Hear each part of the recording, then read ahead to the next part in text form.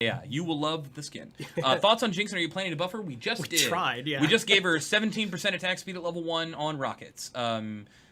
Possible we should do more than that, but I think Jinx is a champion that kind of reacts more heavily to the environment than to just straight buff. So, and in the discussion we were talking about, we try to buff Jinx and it doesn't work. One of the responses, which I loved, is like, Jinx is unpredictable. It just goes along with their character. So you're talking about Runic Echo's Ezreal. I'm like, oh, that's where we are. That's where we are in the past. Finding out what that is. Let's see. Right now, I'm seeing a lot of people purposefully run down the timer in lobby for picks. Would you guys consider removing the need to lock in while also lowering the timer from 30 seconds to 15 seconds to push people to make a choice in a champion without sitting there and wasting time? I will just offer my perspective on this. I think that time is actually really valuable because it allows me to coordinate with people. Like, hey, do you want this champion? Do you want that champion? And that's the intent, really, is to have a discussion with your team, not to kind of troll or pick or if I know I'm going to play this champion anyways because of stuff we're talking about in the chat, I can give myself extra time to like do runes and masteries, right? Like sometimes people in the end are like, hey, don't lock in, I'm doing this thing, I don't want to run out of time. So I don't know, I think if people were doing it intentionally to be rude, I don't know. I saw patch notes when I zoomed in. Don't you think that patch notes should be a needed thing to read before playing a patch? I have a lot of problems with saying I didn't know that. Any idea how to solve that? Man, look, if I had my way, everyone would read them, but that's the same way as, like, if parents had their way, everyone would eat vegetables. It's like, at a certain time, it's like you can't force people to do things. That's just the way it is. It's long. There's a lot of text. Even if we could take the text out and we could just make it the changes, like from back in the day, people still didn't read them a whole ton. We have data on that. Our thing is we're trying to, if any of you follow the Facebook page, we just released this, like, super short TLDR and, like, here's what's in the patch. There it is. It's not everything, but it's like, here are the biggest things that would impact you into the patch. So I think we're trying to cope with that rather than saying, hey, you read the patch notes. You must take a quiz before we allow you back in the game. Exactly. I think it's important to say, here is this thing, and when you get steamrolled by a Cassiopeia or Swain, you should maybe go back and find out why that existed. We should make it as easy to find as possible, but I don't think we should require it. Epic Burrito, why did you decide to randomize the elemental dragons? Doesn't that make each game unbalanced, Mr. Ghostcrawler? I mean, I think the community's had a really healthy debate on this. Our intent was not, oh, you randomly got the wrong dragon, so now you lose. It was more of, you need to respond to changing conditions. You have to pay attention to what's going on in the game. You can't just kind of, tunnel vision on, oh, I'm just going to kill shit in my lane and then we're going to team fight into the end. You have to look and be like, oh, Fire Dragon came up. That's something that we need to contest. Or we're hoping to get this dragon and it didn't show up. What are we going to do now? It shouldn't... We like it being unpredictable and having to respond. We don't like it being random, as in, oh, we flipped a coin and our team lost. Yeah, let's see. So we're coming up on, we probably about another half hour left of this. We've been answering questions for an hour here, which is crazy. It just goes by so fast. I'm going to kind of super boost on down through and see if we can't find out and try to catch a little bit more up to the discussion. If you asked a question... way behind, yeah. Yeah, if you asked a question a million years ago, try it again, and we'll see what we can do. Why do you think the pro play has become so different from solo queue?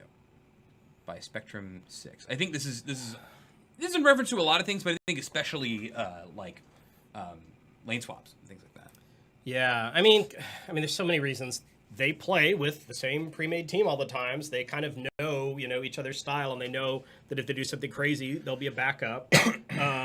There's been a lot of discussion about, is the pro schedule so tight that they don't have a lot of time to experiment with, oh, a patch came out, Riot did a big change, let me try a whole bunch of games to see if I can make this work. Oh, no, it doesn't work. Shit, now I've got to, hurry and catch up a little bit before our next actual match that matters.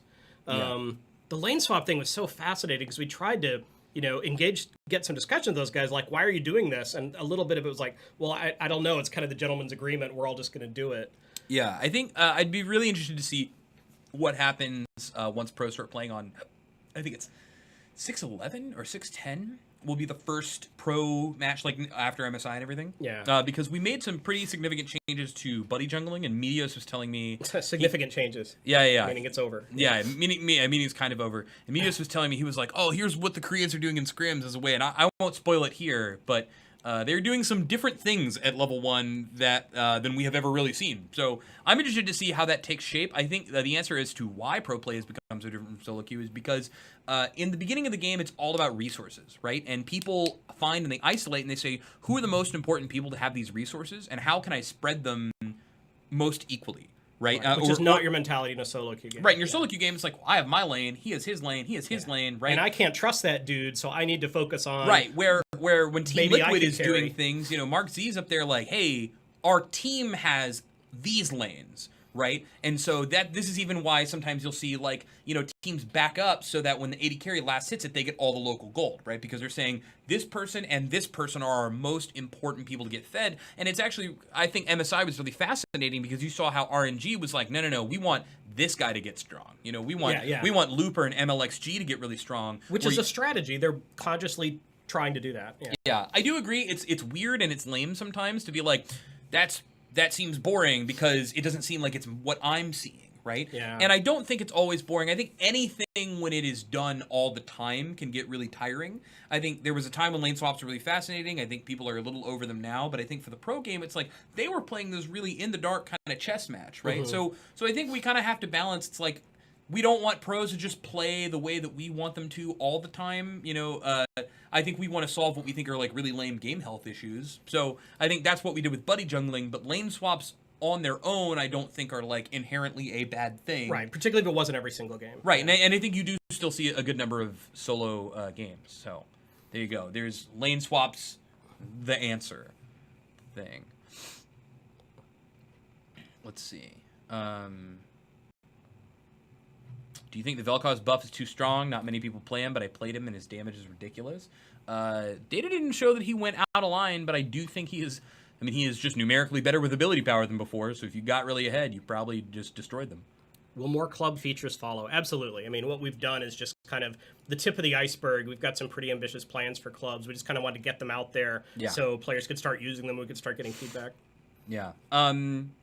Hello, Greg and Scar. Hurricane, Rapid Fire Cannon, Shiv, PD are an awesome combination. They're incredibly similar but provide unique effects. Can we get some more items like these for other item slots and roles? For example, support, why not add more Locket of the Iron Solari variations? The fact that Aegis has an OP aura isn't the point. Yeah, I was like, more Aegises? What? No, I think this was kind of a little bit of our thought with the Hextech items.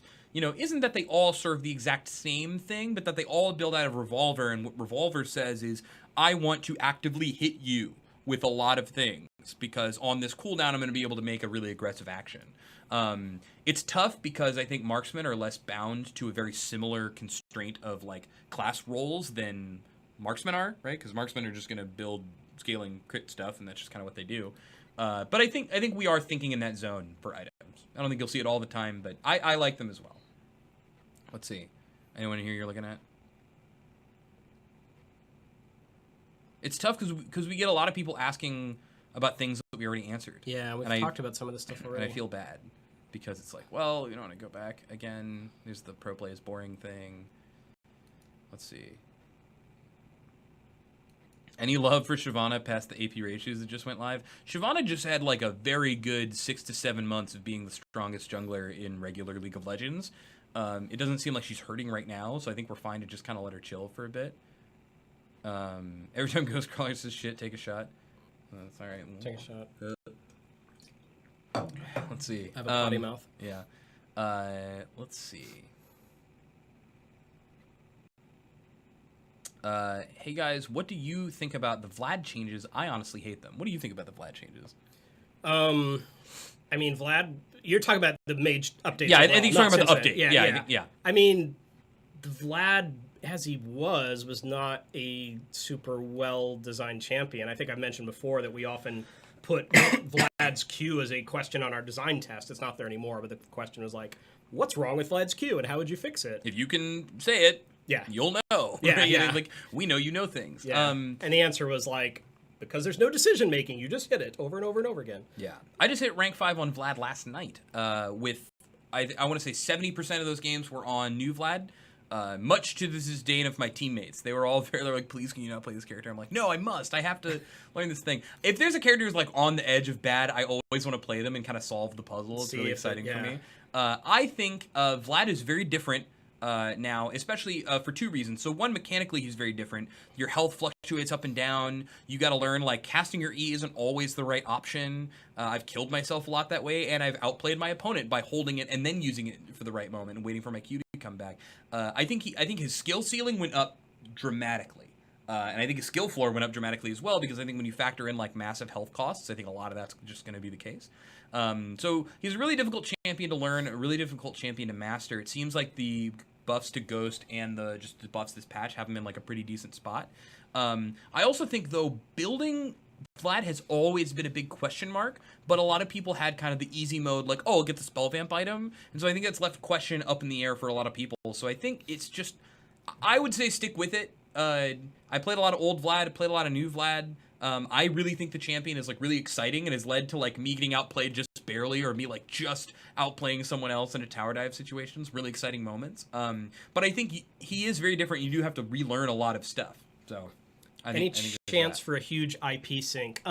We recognize the problem there, that some of you guys are sitting on lots of IP, and you can either suck up every champion you want that comes out, or you don't need to.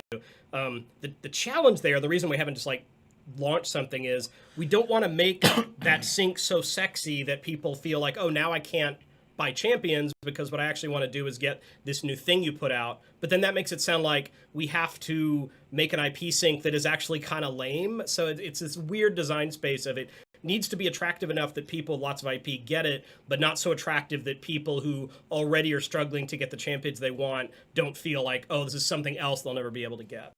Yeah. Ooh, this is interesting. I've never thought about this. Mike Lightning, dear design team, could we talk about the bushes? Has there ever been a consideration of adding a delay to vision denial when someone runs into a bush? Ooh, a delay seems, I don't know, that seems a little gamey of...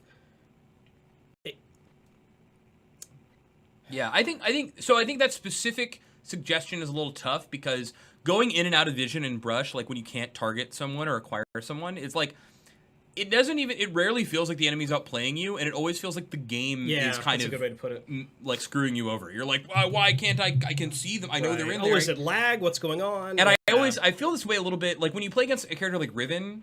Shout outs to Riven mains. I dislike you. No, I'm kidding. But a character who has, like, multiple, like, knockups and stuns, like, you kind of lose control of your character a lot. You'll often, playing against them, you'll be like, no, but I was casting my ability, or I was auto attacking and it feels like they stopped it or something, right? Those kind of, like, jolting of, like, I'm not controlling my character feels really awkward, and so I feel like that specific thing would cause a lot of that, right? Yeah. You're like, oh, the game is messing me over. Having more play between running and out of brushes doesn't sound inherently bad to me. Right. And I think that is potentially worth exploring, even if that individual solution isn't it. Yeah, I think we are doing some thinking about brushes right now. I don't know when you will see any of that, but some thoughts. That's what's gonna be out there. Some thoughts.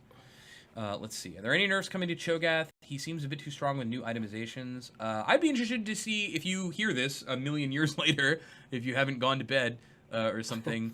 Tell me why you think so, because we haven't. Cho'Gath isn't on our radar anymore. But I would not be surprised if there's, like, some dark secret combination of new items that makes him insane. Any chance for new Darius skin? Does he really need another one after Dunk Master? I don't know. I love the the Academy Darius. Really? Because he's got, like, a baseball bat. Yeah. He looks like your typical, like, he looks like he would be in the Cobra Kai. Like, you know, he's got like a really cool bully vibe that I think is sick. And no, we're not saying no more Darius skins ever. It was yeah. It's like, and on this day, Greg Street, in his infinite power and wisdom, said, "No more Darius skins." From my throne of lies. Yeah. Why does Urgot look like a failure? Man, shouts to Urgot looking like a failure. Man, because he's old. He's old, and we were confused. It was a different time when we were like young. We didn't know how to make. We were just like, let's make a gross character. That's unique. Let's make him not very fun. Yeah.